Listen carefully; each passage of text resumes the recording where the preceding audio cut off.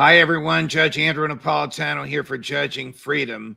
Today is Friday, August 5th, 2022. It's about 3:10 in the afternoon on the East Coast of the United States. My guest today is our go-to person on inflation, on how the mechanics of the economy work, particularly when the government wants to put its big, fat, ugly hand in the wheels of the free market. Peter Schiff is the chief economist and global strategist of Euro Pacific. You could reach him at epacfunds.com.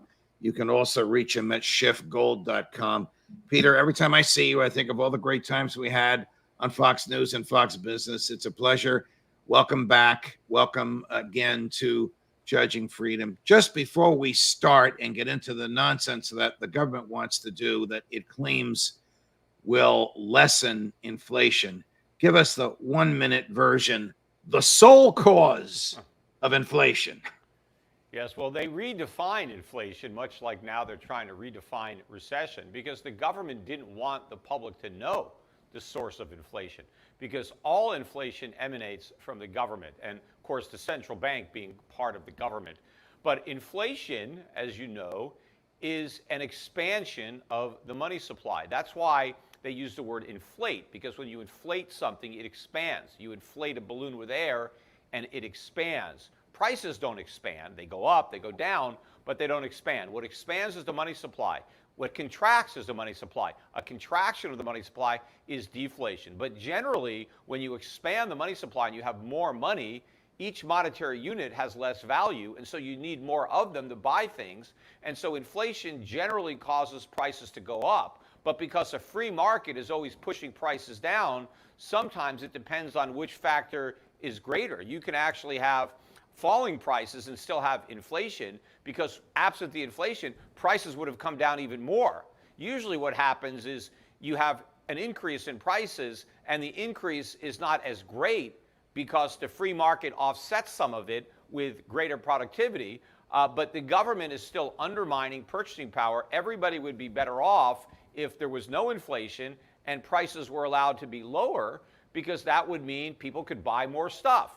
Right. So the government causes inflation by expanding the money supply, which it does either by creating cash out of thin air, the Federal Reserve, or by spending more money than it has, which forces it to borrow.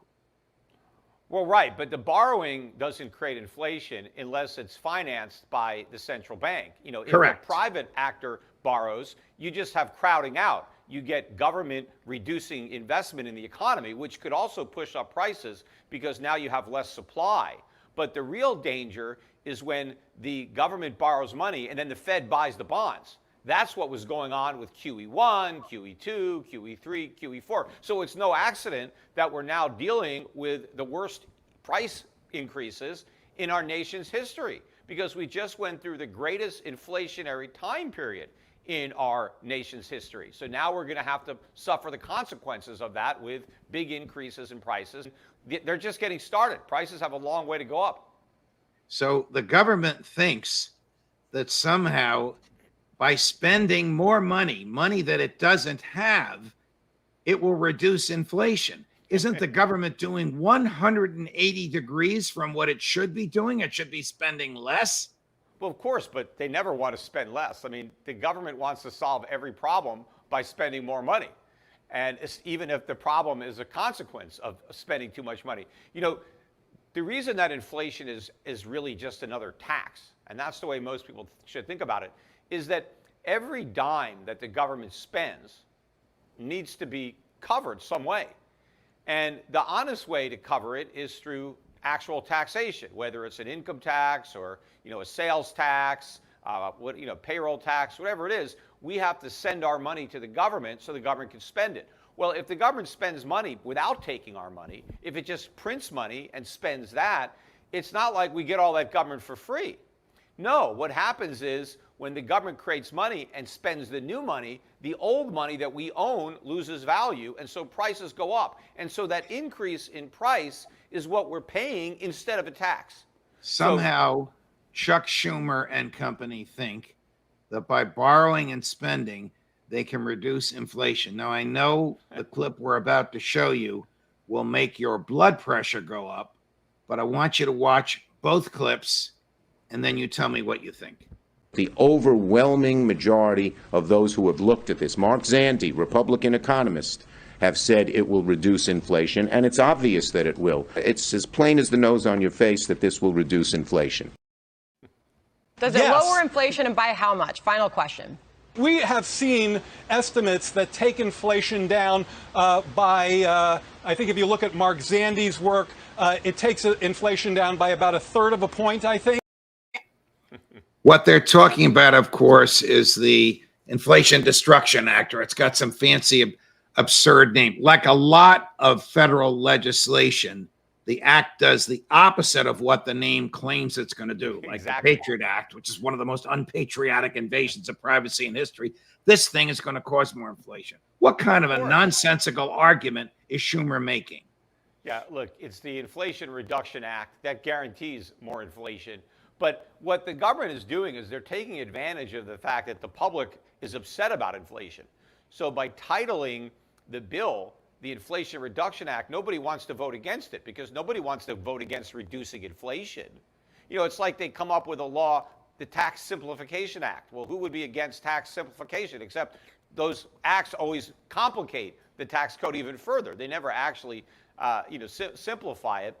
But this is a spending bill. And even if they want to dress it up as an investing bill, the government doesn't make investments because it's not motivated by a profit and loss. The government just spends money. They can call it an investment if they want, but it is spending. And they're putting demand into the economy. Where is the money going to come from to finance this spending? I mean, the only tax hikes they have in there, they have some, I guess, on corporations.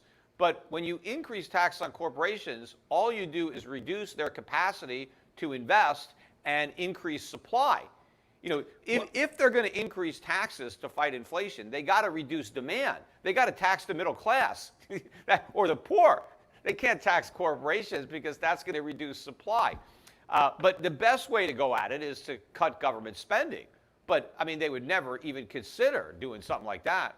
Now, I don't even understand Chuck Schumer's argument. I don't even understand how they can possibly argue that by spending $300 or $400 billion that they don't have, they're going to reduce inflation. I don't even know how, other than sophistry, other than just making this up, I don't know how they could make that argument. Well, remember, these guys are a bunch of socialists. They don't actually believe in the free enterprise system. And so it's their belief that if the government is in charge of spending this money, that it's going to make the economy more efficient and more productive.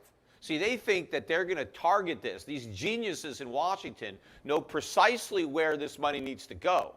And they're going to produce an outcome that is much better than what the free market would have produced. See, the people in the free market, all this market forces and competition and supply demand, that crap doesn't work. You need central planning. That's what creates prosperity. And that's what these guys believe. So they think that by making government bigger, well, you're going to have a more prosperous economy. The problem is there isn't a single example of that working anywhere in the history of the world. Is there a conservative Republican economist named Mark Zandi who supports this nonsense? Well, I don't think he's a conservative Republican. I would even challenge whether or not Zandi is officially a Republican. I mean, I've rarely agreed with anything Zandi's ever said.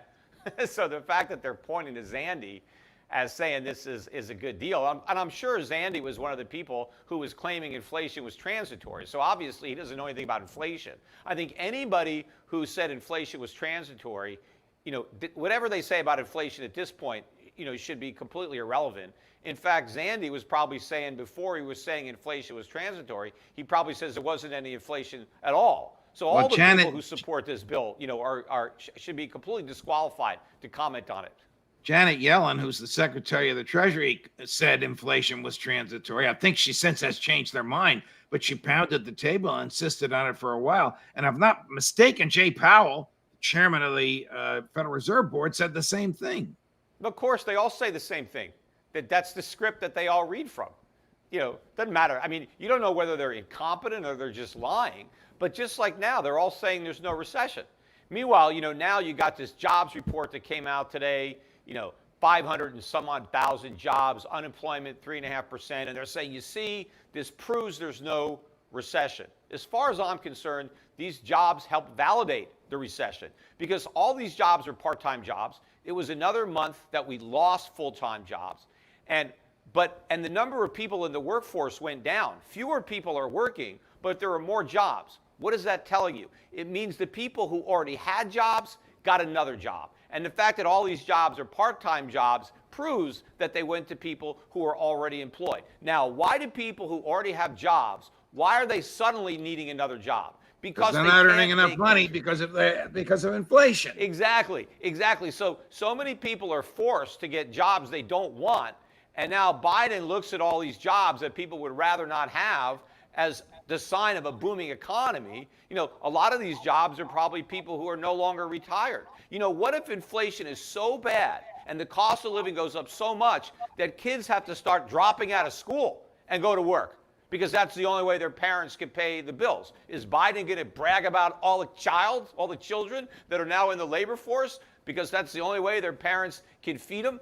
That is what is going on. Real wages are collapsing. They keep talking about this strong labor market. How do you have a strong labor market if workers have to settle for big pay cuts? If we had a strong labor market, workers would be able to go to their bosses and say, I want a big raise. Prices are up 10%. I want a 15% raise, or I'm taking another job. The fact that workers have to settle for a 4% pay raise with prices up 10%, and of course prices are really up 20% because the government is lying about how much they're going up. So the real decline in wages is much bigger than what these statistics, the official ones, would indicate. And that's why so many people are getting jobs. Why is household debt exploding? Why is credit card debt year over year up the most in 20 years? Because people can't buy groceries with their paychecks. They have to put it on their credit card. Peter Schiff, admire your courage and the ease with which you explain all these things, and our audience does as well. It's always a pleasure. Thanks for joining us. My pleasure, Judge. Keep up the good work. Thank you, my friend. Judge Napolitano for Judging Freedom.